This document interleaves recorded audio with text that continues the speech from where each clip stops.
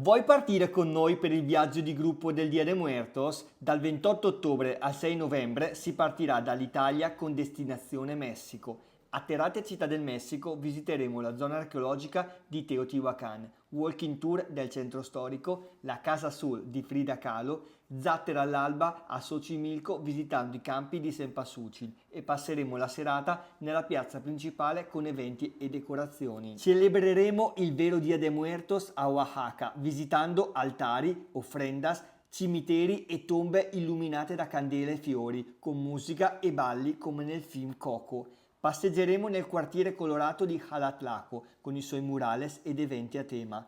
Passeremo una giornata a Yervelagua, una cascata petrificata con acqua termale. È il Thule, uno degli alberi monumentali più grandi al mondo. Mitla, la città dei morti e poi la fabbrica di mezcal. Con un volo interno raggiungeremo la Riviera Maya, visiteremo Chichen Itza, una delle 7 meraviglie del mondo, una comunità maya con 2 cenotes naturali e la cittadina coloniale di Valladolid.